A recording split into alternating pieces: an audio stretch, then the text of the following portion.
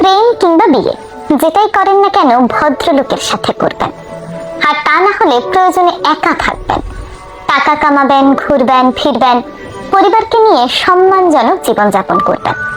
যারা কথায় কথায় মতের অমিল হলেই অসম্মানজনক কথা বলে, গালি দিয়ে কথা বলে, ওটাই তার চরিত্র। এই মানুষগুলো ভীষণ ভয়ানক। যাদের মধ্যে নম্রতা ভদ্রতা আছে তারা কথায় কথায় গালি দিয়ে কথা বলে না, অসম্মানজনক কথা বলে না, তাদের মতের অমিল হলেও সুন্দর ভাষায় সেটা বুঝিয়ে বলে। আর যারা কথায় কথায় উগ্রভাবে অসম্মানজনক কথা বলে, এই মানুষগুলোকে আপনি যত ছাড় দিয়ে কথা বলবেন, যত ভালোবাসা দেখাতে যাবেন, ততই আপনার লস। কারণ এরা দিন শেষে আপনাকে মানসিক রোগী বানানো ছাড়া আর কিছুই উপহার দিতে পারবে না। এই ধরনের সম্পর্কগুলো থেকে যত দূরে থাকা যায় ততই ভালো।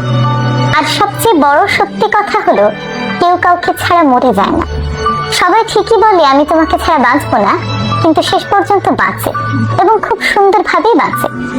আর নিজের জীবনকে শেষ করার জন্য একজন অযোগ্য লোকই যথেষ্ট।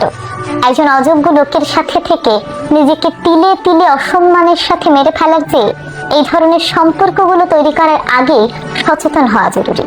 সত্যি বলতে একজন সাপোর্টিভ জীবনসঙ্গী পাওয়া ভীষণ ভাগ্যের ব্যাপার।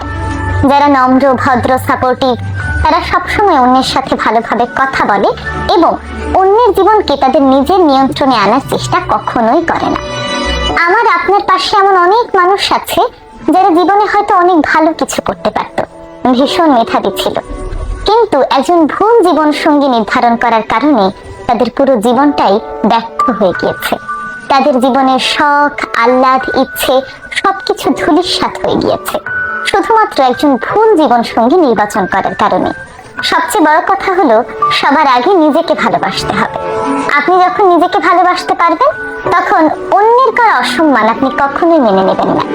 যখন অন্য সবাই দেখবে আপনি নিজেকে কতটা ভালোবাসেন, তখন তারাও আপনাকে অসম্মান করার আগে দুইবার চিন্তা করবে। বিয়ে ব্যাপারটা কিন্তু ভীষণ সেন্সিটিভ, তাই এইসব ব্যাপারে আগে থেকে সতর্ক থাকা উচিত। বিয়ে হোক কিংবা প্রেম, সবসময় ভদ্রলোককে জীবন সঙ্গী হিসেবে বেছে নেবেন, ভদ্র মানুষকে নয়। হুমায়ুন আহমেদ বলেছিলেন, মানুষ যখন হাসে তখন তার সঙ্গে পুরো পৃথিবী হাসে, কিন্তু মানুষ যখন কাঁদে তখন তার সঙ্গে কাঁদার মতো কেউ থাকে না। কথাটা একদম বাস্তব। দেখবেন আপনার যখন ভালো সময়, তখন সুসময়ের দুধের মাছির মতো অনেকেই আপনার পেছনে ঘুরঘুর করবে, তখন আপনার বন্ধুর অভাব হবে না। কিন্তু যখনই আপনার খারাপ সময় আসবে, তখন আপনাকে সাহায্য করার জন্য একটা মানুষ আপনি খুঁজে পাবেন না। কল করে কারোর সঙ্গে কথা বলতে পারবেন না, মেসেজ করার জন্য কাউকে খুঁজে পাবেন না।